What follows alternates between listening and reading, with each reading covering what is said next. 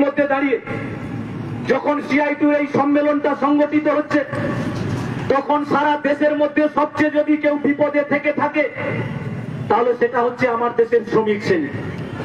কারণ এর আগে কৃষকদের ওপর 3টে কালা কানুন লাগু করবার মধ্যে দিয়ে নরেন্দ্র মোদী সরকার এটা চেষ্টা করেছিল কৃষি ক্ষেত্রটাকে বিদেশিদের কাছে মুক্ত করে দেওয়ার জন্য। কিন্তু আজকের পরিস্থিতিতে দেখলেন কি কৃষকরা ঐক্যবদ্ধভাবে লড়াই করেছে। 700-রও বেশি কৃষক সংগঠন 365 দিনেরও বেশি সময় ধরে গোটা দিল্লিকে অবরুদ্ধ করবার মধ্যে দিয়ে নরেন্দ্র মোদী সরকারকে বাধ্য করেছিল যে কৃষকরা শক্ত হাতে নাঙল ধরতে পারে, সে কৃষকরা প্রয়োজন হলে নরেন্দ্র মোদী সরকারের টুটিটাও টিপে ধরতে পারে। 56 ইঞ্চি ছাতিধারী নরেন্দ্র মোদী সরকার মাথা নিচু করে সেই 3টা কৃষি আইনকে ফেরত দিতে বাধ্য হয়েছিল। আবার কৃষি ক্ষেত্রের পর এখন শ্রমিকদের ওপরে এই যে স্বাধীনতার পর আমার দেশে 29টা শ্রম আইন ছিল, যে 29টা শ্রম আইন আমার দেশের শ্রমিকদেরকে রক্ষা করত, শ্রমিকদের রক্ষা কবচ ছিল। আরে আপনি যে তৃণমূলের শ্রমিক হন, সিপিএম এর শ্রমিক হন, বিজেপির শ্রমিক হন, কংগ্রেসের শ্রমিক হন, ওই 29টা শ্রম আইন ছিল শ্রমিকের রক্ষা কবচ। নরেন্দ্র মোদী সরকার ক্ষমতায় আসার পর ওই 29টা শ্রম আইনকে 4টা শ্রম কোডে পরিণত করছে।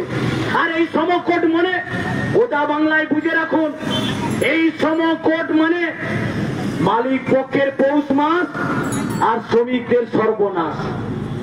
শ্রমিকদের সর্বনাশ হবে। আমরা 1 মে পালন করি গোটা বিশ্ব জুড়ে শ্রমজীবী মানুষের লড়াই আন্দোলন সংগ্রামের ফসল। 8 ঘন্টা কাজ, 8 ঘন্টা বিনোদন, 8 ঘন্টা বিশ্রাম। সেই যে 1 মের লড়াই, দুনিয়ার মজদুর এক হও। আজকে এই শ্রমকোডের মধ্যে দিয়ে বিজেপি বলছে না 8 ঘন্টা কাজ নয়, আপনাকে 10 ঘন্টা কাজ করতে হবে, 12 ঘন্টা কাজ করতে হবে, 14 ঘন্টা প্রয়োজন হলে 16 ঘন্টা কাজ করতে হবে। আপনি বিজেপির এখানে বিধায়ক আছে, যদিও পাল্টি খেয়ে গেছে, এখানে বিজেপির সাংসদ আছে, আর যত বিজেপির নেতা আছে তাদেরকে আপনি জিজ্ঞেস করুন আপনারা শ্রমকোডের পক্ষে না বিপক্ষে। কারণ এই শ্রমকোড শুধু এই 8 ঘন্টা থেকে 12 ঘন্টা 14 ঘন্টা নয়। আপনি শ্রমিক মনে রাখুন, আমি আবারও বলছি, আপনি যে দলেরই শ্রমিক হন না কেন, এই 8 ঘন্টা নয়, 12 ঘন্টা 14 ঘন্টা 16 ঘন্টা শুধু নয়, এই শ্রমকোড যদি লাগু হয় আপনার পিএফ, আপনার ইএসআই, আপনার সামাজিক সুরক্ষার কোন দায়িত্ব মালিক পক্ষ গ্রহণ করবে না। এই শ্রমকোড যদি চালু হয়, মালিক যদি শ্রমিক বিরোধী নীতি গ্রহণ করে, তাহলে আপনি মালিকের বিরুদ্ধে কোনো ডেপুটেশন দিতে পারবেন না, কোনো বিক্ষোভ দেখাতে পারবেন না, কোনো অবস্থান করতে পারবেন না, আপনি মালিকের কাছে কোনো অভিযোগ জানাতে পারবেন না। যদি জানান তাহলে আপনার বিরুদ্ধে মামলা রুজু হবে, আপনাকে জরিমানা করা হবে, অর্থাৎ আপনার প্রতিবাদ করবার কোনো জায়গা থাকবে না। শুধু তাই নয়, এই শ্রমকোড যদি চালু হয় তাহলে আপনার ইউনিয়ন করবার অধিকার থাকবে না। আপনি রিক্সা চালক, আপনি টোটো চালক, আপনি এই বজলাল চকে একটা ইউনিয়ন করছিলেন, যারা কারখানায় কাজ করে সংগঠিত অসংগঠিত শ্রমিক, তারা কারখানায় একটা ইউনিয়ন তৈরি করত, বলছে ইউনিয়নের কোনো অধিকার থাকবে না। এমনকি শ্রমিকদের দেওয়ালে যদি পিঠ থেকে যায় তাহলে তার শেষ অস্ত্র ধর্মঘট, সেই ধর্মঘট করবার অধিকার থাকবে না। এগুলির প্রতিবাদেই সিআইটির আন্দোলন লড়াই সংগ্রামে আমরা এই এলাকার সর্বস্তরের শ্রমজীবী মানুষকে আহ্বান জানাতে চাইছি। আজকের তৃণমূল এখানে যারা আছে নেতারা কারখানার গেটে গেটে, তাদেরকে জিজ্ঞেস করুন, বলে আপনি শ্রমকোডের পক্ষে না বিপক্ষে?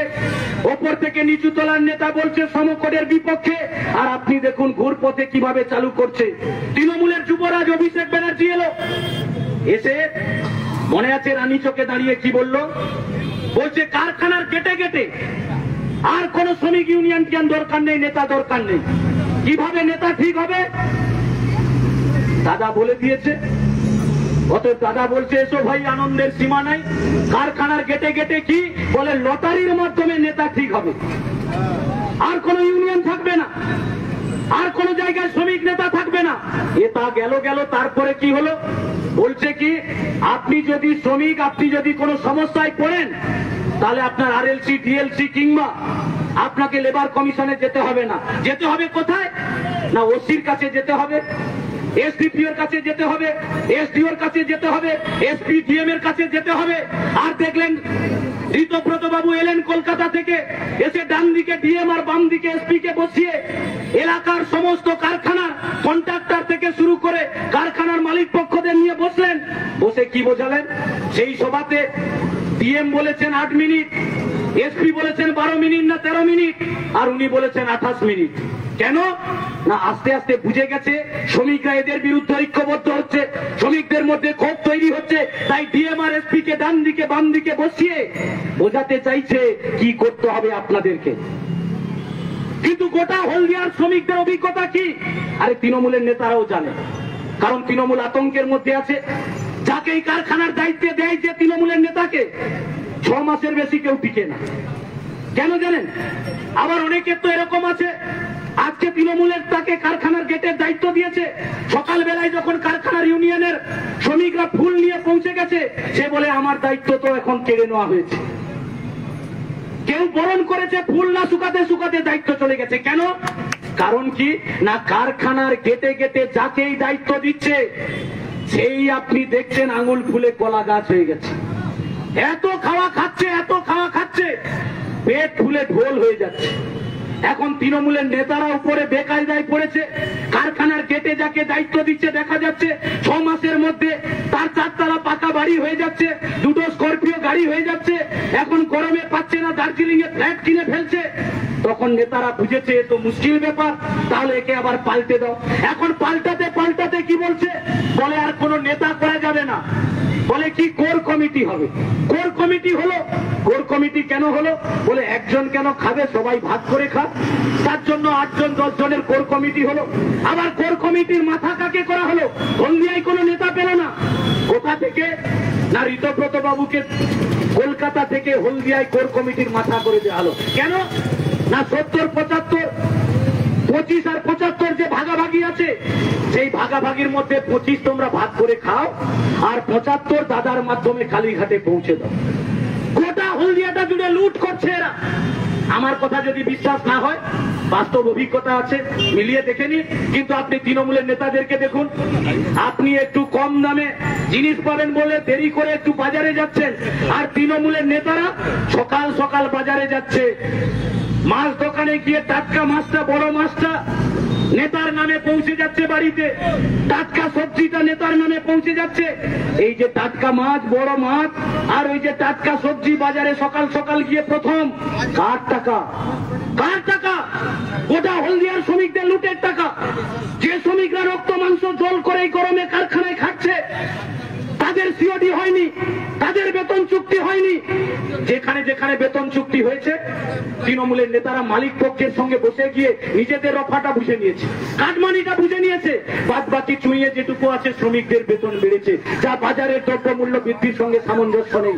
এইভাবেই গোটা হলদিয়াটাকে যারা লুট করছে, আজকে আপনি যে দল করুন, আমি বলছি বুকে হাত রেখে একবার মিলিয়ে দেখুন। আমরা বয়সে অনেক ছোট, আপনাদের অভিজ্ঞতা আছে। এই হলদিয়া আমাদের জেলা, আমাদের রাজ্য নয়, উত্তর পূর্ব ভারতের উজ্জ্বলতম শিল্প নগরী। আমরা যখন ছোট ছিলাম বাপ কাকাদের দেখেছি সাইকেলের মিছিল করে নিয়ে কারখানার গেটের দিকে যেত, মাথায় একটা হলুদ টুপি থাকতো আর সাইকেলে একটা টিফিন ক্যারিয়ার থাকতো, খাবার নিয়ে যেত। সকালে সাইকেলের মিছিল করে কারখানার গেটের দিকে যেত। এই হলদিয়াকে দেখেছি যে হলদিয়াতে এতটাই কাজের চাহিদা ছিল, হলদিয়ায় শ্রমিক যোগান হয়নি, তাই বাইরে থেকে হাজার হাজার শ্রমিকরা হলদিয়াতে কাজ করতে আসতো। আজকে সেই হলদিয়া শিল্প নগরী ধ্বংসস্তূপে পরিণত হয়েছে, শ্মশানে পরিণত হয়েছে। শিল্প নেই, কলকারখানা নেই, বিনিয়োগ নেই, হাহাকার তৈরি হয়েছে। আমার আপনার পরিবারের ছেলে মেয়েরা যাদের ভিটে মাটি গেছে, উদ্বাস্তু ক্ষতিগ্রস্ত পরিবারের মানুষ, আজকে তাদের বাড়ির ছেলে মেয়েরা কাকে চলে যেতে হচ্ছে দিল্লি, কাকে মুম্বাই, কাকে কেরালা, কাকে তামিলনাড়ু। হলদিয়া ব্লকের কত ছেলে ওপাশে দেউলপোতা থেকে, দেবক থেকে, বারচুন্দ্রা থেকে শুরু করে জগদীপা, আপনি তাকিয়ে দেখুন গ্রামের পর গ্রাম। আপনি দেখবেন আমার পরিবারের ইয়াং ছেলে মেয়েগুলো বাড়িতে নেই, তারা বাইরে পরিযায়ী শ্রমিক হিসেবে চলে যাচ্ছে। হিসেব করবেন আপনি তৃণমূল না সিপিএম না বিজেপি না কংগ্রেস, আর ওই ছেলেগুলোর মুখের দিকে তাকিয়ে দেখুন, বউ বাচ্চা পরিবার পরিজন ছেড়ে পরিযায়ী শ্রমিক হিসেবে বাইরে চলে যাচ্ছে। তাই হলদিয়াকে বাঁচাতে আমাদের এই CI2 পূর্ব, এই যে পশ্চিমবঙ্গ রাজ্য কমিটির সম্মেলন, এই সম্মেলনকে সফল করতে হবে। কারণ একটাই, যারা বলেছিল লাল হাটাও হলদিয়া বাঁচাও, আমরা বলছি লাল তো হেঁটেছে, হলদিয়া বেঁচেছে, হলদিয়া বেঁচেছে। একবার দেখুন, কঙ্কাল স্যার দাঁড়িয়ে আছে রোহিত পরটেক, কঙ্কাল স্যার দাঁড়িয়ে আছে মডার্ন কঙ্কাল, কঙ্কাল স্যার দাঁড়িয়ে আছে দেখবেন এই যে রেণুকা সুগার। আর তারপরে তো দেখছেন কেস হলো ওই সিটি সেন্টার থেকে বাম দিকে, বামফ্রন্ট সরকারের জামানায় জমি দিয়েছিল কারখানা তৈরি করবার জন্য, মালিক পক্ষ পাঁচিল দিয়ে ঘিরেছিল কারখানা তৈরি করবে। তারপরে বামফ্রন্ট সরকার চলে যাওয়ার পর তৃণমূল ক্ষমতায় এলো, ক্ষমতায় আসার পর ওখানে কারখানা করা তো দূরের ব্যাপার, বামফ্রন্ট সরকারের জামানায় জায়গাটা যে পাঁচিল দিয়ে ঘিরা হয়েছিল, পাঁচিলের ইটও পর্যন্ত তৃণমূলের নেতারা খুলে দিয়ে পালিয়েছে। বাঁচবে হলদিয়া? বাঁচবে? এই হলদিয়াকে বাঁচাতে হবে, তার জন্য লড়াই। এই লড়াইতে সর্বস্তরের মানুষকে ঐক্যবদ্ধ হওয়ার জন্য আমরা আহ্বান জানাচ্ছি।